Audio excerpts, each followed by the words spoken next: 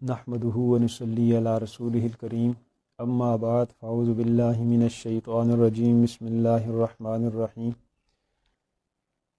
يا أيها الذين آمنوا كتب عليكم الصيام كما كتب على الذين من قبلكم لعلكم تتقون قال النبي صلى الله عليه وسلم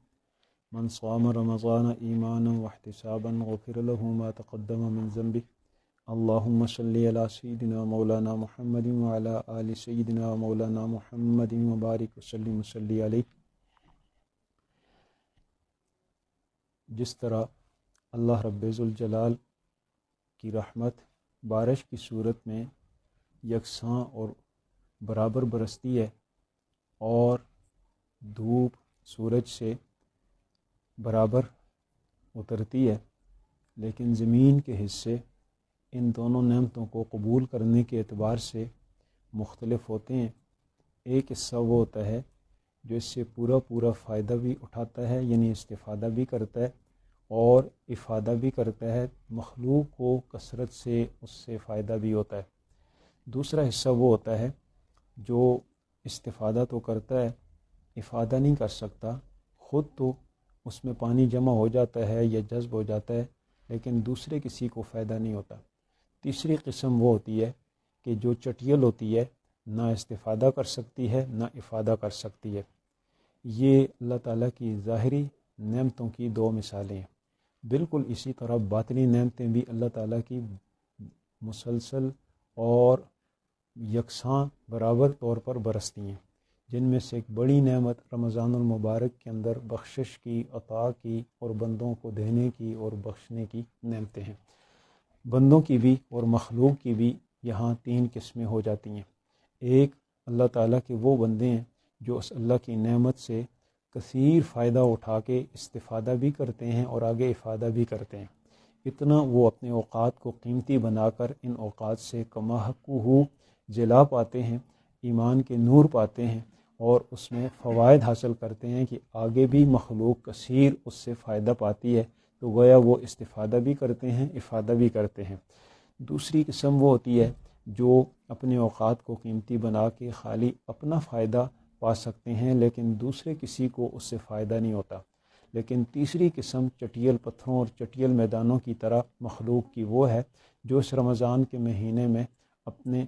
فائدے بھی نہیں حاصل کر سکتی اور دوسرے کو بھی کسی کو نفع نہیں دے سکتی، نہ ان کو استفادہ ہوتا ہے اور نہ یہ افادہ کرتے ہیں۔ یہ وہ مخلوق ہے اور یہ وہ قوم ہے، یا تو ہیں ہی غیر مسلم جو اس پر ایمان ہی نہیں رکھتے،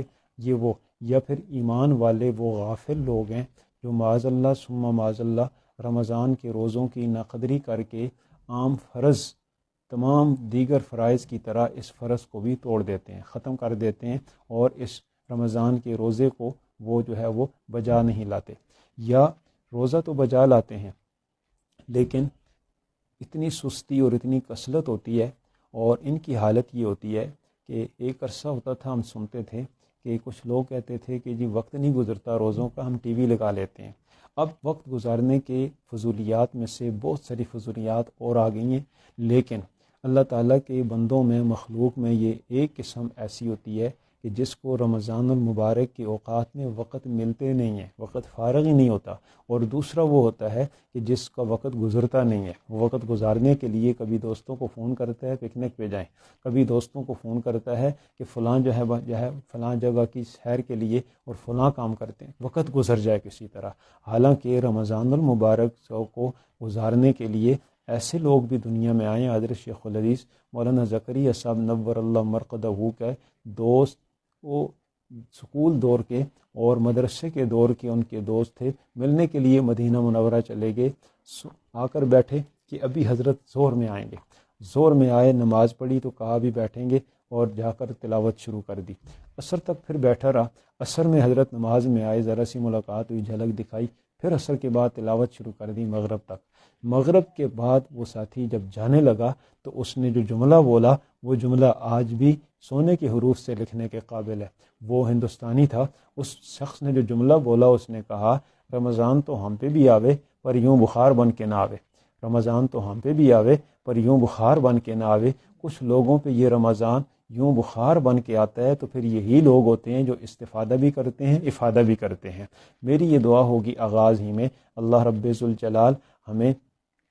ایسے لوگوں میں سے ہونے سے بچائے جن کا وقت گزرتا نہیں ہے اور وقت گزاری وہ کسی طرح کرتے ہیں۔ اللہ تعالی ہمیں پہلی دونوں قسموں میں سے سب سے بہتر تو پہلی قسم ہے کہ استفادہ بھی ہو، افادہ بھی ہو، اتنا رمضان قیمتی بن جائے مخلوق کو بھی فائدہ ہو، خود بھی فائدہ ہو، یا کم از کم درجے میں اگر استعداد کم ہے تو اللہ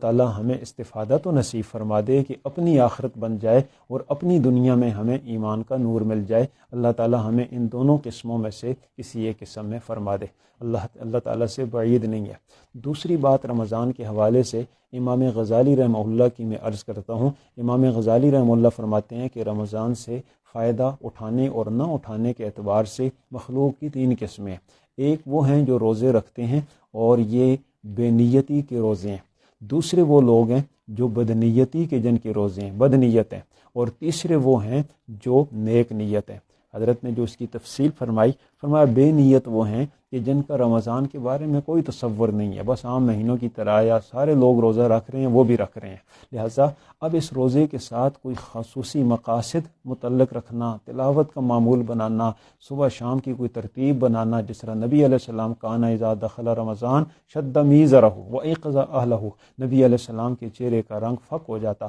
آپ رمضان المبارک میں کمر کس لیا کرتے، گھر والوں کو بھی جگایا کرتے، امت کو بھی اس کی فکر دلایا کرتے۔ تو یہ جو ہے وہ ایسا نہیں کرتے، بلکہ وہ آتا ہے وہ گزر جاتا ہے، بے نیتی کے ساتھ روزے رکھتے ہیں، کوئی خاص نیت نہیں ہوتی۔ دوسرے وہ لوگ ہوتے ہیں جو بدنیت ہوتے ہیں، بدنیت وہ ہیں جو شکر کرتے ہیں کہ بہترین وقفہ بیچ میں آ گیا، لہٰذا اس وقفے کے ساتھ ہمارا معدہ ٹھیک کام کرتا ہے، کھانا ٹھیک، اور دیکھو سحری بھی کتنی اچھی، افطاری بھی کتنی اچھی، چاٹ ملتا ہے، فروٹ چاٹ ہے، سموسہ چاٹ ہے، یہ پھل ہیں، یہ فلاں فلاں، اور پھر کھانے کی فکر اتنی زیادہ ہے کہ کھانے کے بعد کسی نماز روزے کی تلاوت کسی اور چیز کی پرواہ کوئی بھی نہیں ہوتی، کہتے ہیں، اور پھر فخر سے ذکر کرتے ہیں اتنا کھایا جی، اتنا کھایا، پھر نماز کا ہوش بھی نہیں رہا جی، پھر صبح سحری تک۔ میں عرض کرتا ہوں یہ لوگ بدنیت ہیں جو یہاں بھی رمضان میں بھی پیٹ پوجا کے اوپر لگے ہوئے ہیں اور پیٹ ہی کی فکر لگی ہوئی ہے، یہ رمضان کے روزے کو بھی یا پھر اس وجہ سے رکھیں گے لوگ برا نہ کہیں، چلو رکھ دیتے ہیں، یہ بھی بدنیتی ہے۔ لیکن نیک نیت کون ہے؟ جو یہ کہتے ہیں اللہ تعالیٰ کا مہمان مہینہ آیا ہے، رب ذوالجلال نے ہمارے فائدے کے لیے ہمیں یہ مہینہ دیا ہے،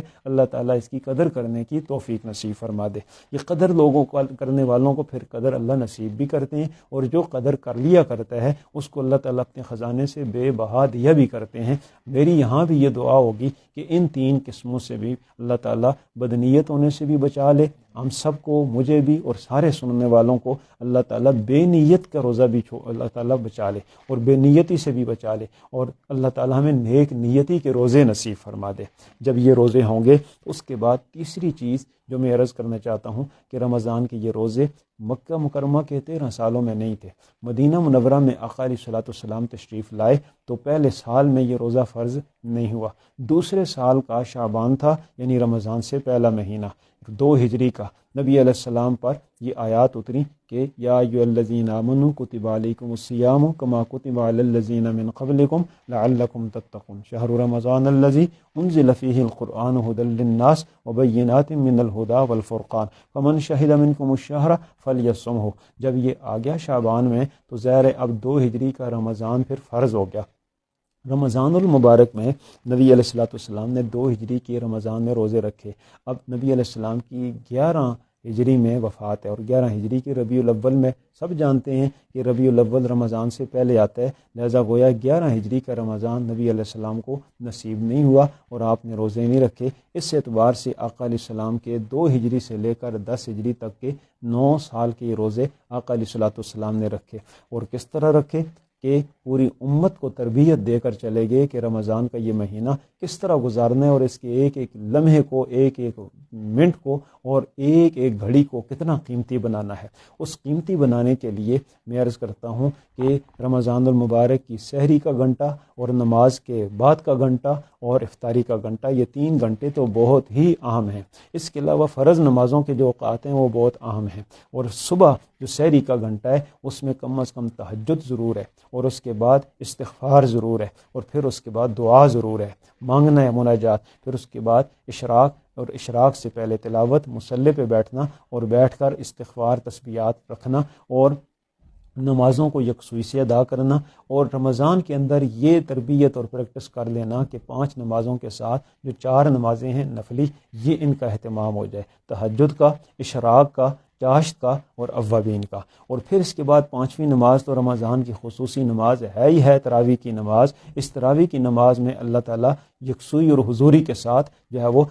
شرکت نصیب فرما دے۔ میں یہاں رک کر ایک بات کہوں گا کہ ہم یہ کہتے ہیں کہ قرآن مجید کی توہین بھی نہیں ہونی چاہیے، مسجد کی توہین بھی نہیں ہونی چاہیے، اور نماز کی توہین بھی نہیں۔ ان تینوں چیزوں کی توہین کفر ہے۔ لیکن میں عرض کرتا ہوں، جس وقت ہم ذرا سا سنتے ہیں تو ہم مرنے مارنے کے لیے تیار ہو جاتے ہیں۔ بڑی معذرت کے ساتھ میرے سامعین میں اگر کوئی سننے والے اس بات پہ توجہ کر رہے ہیں تو پھر میں عرض کروں گا کہ رمضان المبارک کی تراویح کی نماز میں ایک عرصے سے ہماری مسجدوں میں 3 بے حرمتیاں ہو رہی ہیں، 3 بے حرمتیاں ہو رہی ہیں۔ ایک نماز تراویح کی نماز کی بے حرمتی ہے، دوسرا اس میں پڑھے جانے والے قرآن مجید کی بے حرمتی ہے، اور تیسرا مسجد کی بے حرمتی ہے۔ اور یہ بے حرمتی واضح اعلانیہ ہو رہی ہے۔ اس میں ہم ہاتھ جوڑ کر یہ تو کسی نوجوان سے نہیں کہیں گے، کسی بچے سے نہیں کہیں گے کہ چلے جاؤ۔ اگر رمضان میں کوئی آیا ہے، 11 مہینے نہیں آتا تھا، تو رمضان کے اندر تو اس میں ایمان کی رمق تھی تو آیا ہے نا، اللہ نے بلایا ہے۔ لیکن اب اس کو ایسی حرکتیں نہیں کرنی چاہیے جن حرکتوں سے سارے سال کے لیے راندہ درگاہ ہو کے چلا جائے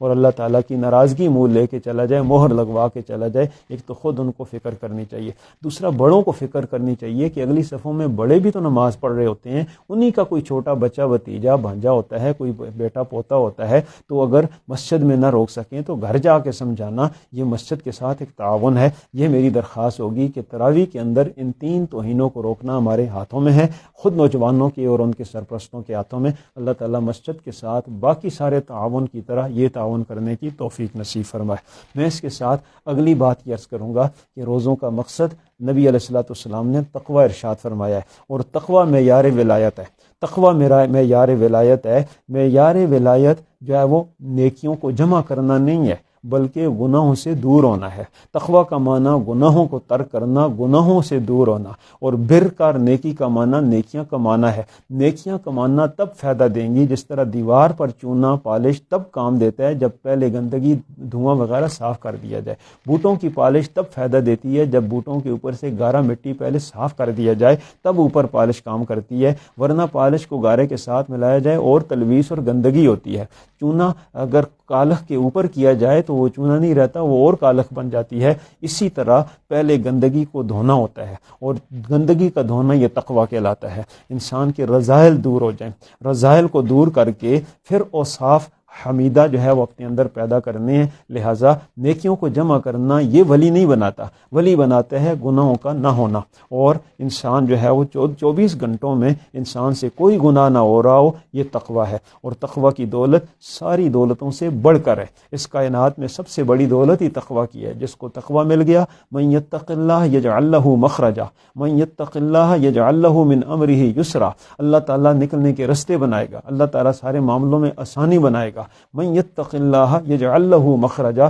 اللہ تعالیٰ تقوی کے ساتھ بے شمار نعمتیں نصیب فرماتے ہیں۔ تو تقوی کی دولت روزے کی جو ہے وہ خصوصیت ہے، اور روزہ تقوی پیدا کرتا ہے۔ اب یہ تقوی کتنی قسموں کا ہوتا ہے، وقت مختصر ہونے کی وجہ سے میں اشارات کرتا ہوں کہ ایک ہے عقائد کا تقوی، عقائد کو گندگی سے بچایا جائے۔ کیا مطلب کہ کفری عقائد، شرکیہ عقائد کو چھوڑا جائے، اور اس دور میں سب سے اہم بات کہ دہریت اور الحاد کے عقائد کو چھوڑا جائے۔ دہریت اور الحاد کے عقائد کو نہ صرف چھوڑا جائے بلکہ کوشش کی جائے کہ اپنے بال بچوں میں، اپنی آل اولاد میں، اپنے آنڈی گوانڈی دوست احباب میں دیکھا جائے کوئی ایسا مریض تو نہیں ہے۔ ہمدردی کرنی ہے کہ یہ الحاد اس طرح پھیلتا جا رہا ہے۔ اس الحاد اور دہریت کے عقائد کا قلع کما اور بہت آسان ہے، کوئی مسئلہ نہیں ہے۔ دنیا جان میں خدا کی قسم، جو بندہ اللہ کی طرف داری کے لیے اٹھتا ہے وہ خدا کا برگزیدہ ہے، وہ خدا کا برگزیدہ ہے، بشرطے کہ ہم یہ بات سمجھ جائیں کہ اللہ کی طرف داری بہت آسان بھی ہے، بہت حق بھی ہے، بہت ٹھیک بھی ہے۔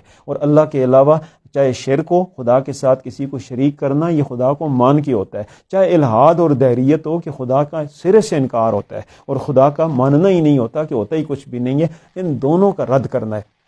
تو یہ جو ہے وہ عقائد کا تقوی ہے۔ اس کے بعد ہے اعمال کا تقوی، اعمال کو بدعات سے بچانا ہے، اعمال کو رسومات سے بچانا ہے، اعمال کو ریاکاری سے بچانا ہے۔ اعمال کے بارے میں ضابطہ یہ ہے کہ ایک عمل کے 10 گنا اللہ دیتے ہیں، لیکن کب دیتے ہیں؟ من عامل صالحا نہیں کہا ہے، من جاء بالحسنہ کہا ہے، من جاء بالحسنۃ فلہ عشر امثالہا، جو نیکی کرنے کے بعد سنبھال کے ہمارے پاس لے آئے گا، ہم اس کو ایک نیکی کے 10 نیکیاں عطا کریں گے۔ تو نیکی کو سنبھالنا ہے تو نہ اس میں گندگی بدعت کی آئے، نہ اس میں گندگی رسم کی آئے، نہ اس کے اندر گندگی ریاکاری کی آئے، نہ مخلوق کی کوئی طمع اور چاہت ہو۔ اللہ کی رضا کے لیے نیکی کو خالص کر کے کرنا، اس کا بہترین موقع ہے، بہترین موقع روزے ہیں کہ روزوں کے اندر یہ عادت بنا لی جائے کہ اللہ تعالیٰ یکسوئی کی تنہائی کی عبادت نصیب فرما دے۔ اور تنہائی کی عبادت میں یہاں ضروری یہ بات کہوں گا کہ تنہائی کی نیکیاں یہ انسان کو 2 فضیلتیں عطا کرتی ہیں، اور تنہائی کے گناہ یہ انسان کو 2 رذیلیں عطا کرتے ہیں، انسان پر 2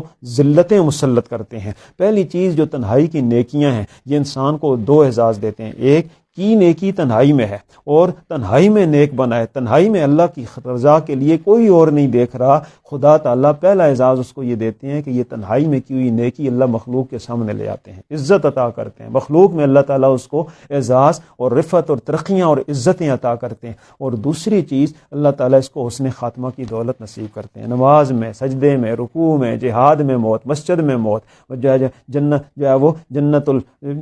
مسجد نبوی میں موت، یہ جو ہے وہ اللہ تعالیٰ اس نے خاتمہ نصیب کرتے ہیں، تلاوت کرتے ہوئے موت، درود شریف پڑھتے ہوئے موت۔ تو یہ تنہائی کی نیکیوں کا اعزاز ہے۔ لیکن تنہائی میں گناہ، انسان تنہا ہوا، شکر کیا، لوگوں سے ہٹ گیا تو اب گناہ شروع کر دیے، چاہے اس گناہ کا سبب انسان کا دل و دماغ ہو، چاہے اس گناہ کا سبب کوئی موبائل یا ایسا کوئی آلہ ہو۔ ایسی تنہائی کے گناہوں سے 2 ذلتیں انسان کو ملتی ہیں۔ پہلی بات، مخلوق خدا میں اللہ اس کو ذلیل کر دیتے ہیں، اس کی ذلت لوگوں کے سامنے، رسوائی سامنے آتی ہے۔ اور دوسرا، سوء خاتمہ اس کو ملتا ہے، برا خاتمہ، اس کو برائی پہ خاتمہ آتا ہے اور سوء خاتمہ کا باعث ہوتا ہے۔ تو رمضان بڑا بہترین موقع ہے کہ ہم تنہائی کی نیکیوں کی عادت بنا لیں، اور تنہائی میں گناہوں کو چھوڑنے اور ترک کرنے کی عادت بنا لیں۔ اللہ تعالیٰ ہمیں اس کی بھی توفیق نصیب فرما دے۔ اور تیسرا تقوی ہے، میں عرض کرتا ہوں، معاشرت کا تقوی، معاشرتی تقوی۔ حضرت تھانوی رحمہ اللہ فرمایا کرتے تھے، لوگ مجھے کہتے ہیں یہ سارے دین کا مجدد ہے، میں سارے دین کا مجدد نہیں ہوں، البتہ معاشرت کا مجدد ہوں، میں معاشرتی امور کی میں نے تجدید کی ہے۔ لوگ معاشرت کو دین ہی سے نکال چکے تھے اور دین سمجھتے ہی نہیں تھے کہ ایک آدمی گاڑی غلط پارک کر رہا ہے تو اب وہ جو ہے یہ دین ہے یا نہیں ہے، ایک آدمی رستہ تنگ کر رہا ہے، ایک آدمی بیوی کو مہر نہیں دے رہا، ایک آدمی بچوں کے جو ہے حقوق کا خیال نہیں رکھ رہا، ایک آدمی اپنی بچیوں کو میراث میں حصہ نہیں دے رہا، تو یہ ایک آدمی دوسرے کو خواہ ذلیل اور رسوا کر رہا ہے۔ یہ ساری چیزیں معاشرت کے ساتھ، معاشرت میں تقوی پیدا کرنا ہے، اور پھر معاملات میں تقوی پیدا کرنا ہے، اخلاق میں تقوی پیدا کرنا ہے۔ یہ ساری تقوی کی قسمیں ہیں، عقائد کا تقوی، عبادات کا تقوی، معاشرت کا تقوی، معاملات کا تقوی اور اخلاق کا تقوی۔ اللہ تعالیٰ سب تقوی نصیب۔ یہ سب تقووں میں پہلی بات تو یہ ہے کہ اللہ کی رضا کی نیت ہو، اور دوسری چیز میں یہاں ضروری کہوں گا، شاید میں اشارتاً نہیں کہہ سکوں، تفصیل سے نہ عرض کر سکوں، لیکن عرض کروں کہ معاشرت، معاملات اور ہماری اس دین کا تقوی تہذیب محمدی کے اندر ہے۔ خدا کی قسم، تہذیب محمدی کو اس وقت جو چیز کتوں کی طرح پڑی ہوئی ہے، کتوں کی طرح پڑی ہوئی ہے اور نوچنے لگی ہوئی ہے، وہ یہودی اور عیسائی تہذیب ہے، یہودی اور عیسائی تہذیب ہے۔ بال ہمارے یہودیوں عیسائیوں والے ہو گئے، نبی علیہ السلام اور صحابہ والے نہ رہے۔ لباس ہمارا یہودیوں عیسائیوں والا ہو گیا، نبی علیہ السلام اور صحابہ کرام والا نہ رہا۔ ہماری بود و باش، چلنا پھرنا، بولنا چالنا، ہمارے چہرے، ہماری جو ہے وہ چہروں کے اوپر کی داڑیاں غائب ہو کر، اور ہمارا چال ڈھال یہود و نصارہ والا ہو گیا۔ نبی علیہ الصلوۃ والسلام یتیم کے سر پہ ہاتھ پھیرنے کا کہتے ہیں، ہم کتوں کے سروں پہ ہاتھ پھیر رہے ہیں، ہم کتوں کے بالوں کے اوپر ہاتھ پھیر رہے ہیں، اور کتوں کے ساتھ حضور نفرت اتنی دلاتے ہیں کہ کتا جس برتن میں منہ ڈالے اس کو 8 دفعہ دو، 7 دفعہ پانی سے اور 8ویں دفعہ مٹی سے دھو، اس لیے کہ کتا نفرت کے قابل چیز ہے۔ لیکن آج کتوں سے محبت ہے اور یتیموں سے نفرت ہے، اور یتیموں کے ساتھ ایک آدمی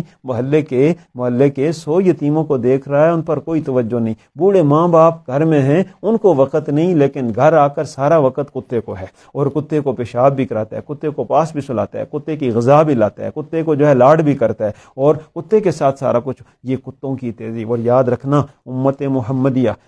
محمدیہ کی تہذیب محمدی چھیننے والوں نے کتے سے آغاز کیا تھا، خدا تعالیٰ نے دنیا کے اندر قرآن میں کہا تھا اولئک کالانعام بل هم اضل، لیکن رب ذوالجلال نے دنیا میں ان کی زبانوں سے یہ بات کہلوائی ہے ہم انسان نہیں ہیں، ہم کتے ہیں، ہم انسان نہیں، ہم کتے ہیں۔ وہ کتوں کی تنظیمیں بنا کر کہہ رہے ہیں ہمیں کتا کنسیڈر کیا جائے، ہمیں کتا ڈکلیئر کیا جائے، ہمیں کتوں والے حقوق دیے جائیں۔ یہ خدا کی مہار نہیں ہے تو اور کیا ہے؟ لوگ کہتے ہیں نہیں ہونا، میں نے کہا ہونا چاہیے، ان کو یہی کرنا چاہیے، اس لیے کہ وہ ہیں ہی کتے۔ اللہ تعالیٰ ان کو کتوں والی زندگی سے نکالیں، ہم تو دعا کرتے ہیں اللہ تعالیٰ محمد۔ لیکن سوال یہ ہے کہ ہم محمدی تہذیب رکھتے ہوئے ان کتوں والی تہذیب کے دل دادا کیوں ہو گئے ہیں؟ ہم ان کے دل دادا کیوں ہیں؟ ہم نے اس چیز کو کیوں تو تہذیب محمدی کی طرفداری کرنی ہے، تہذیب محمدی، سنت محمدی کو ایسا پھیلانا ہے۔ اللہ رب ذوالجلال ہمیں اس کی توفیق نصیب فرما دے۔ جس وقت ہم تہذیب محمدی لیں گے، سنت محمدی لیں گے، خدا کی قسم کھا کر کہتا ہوں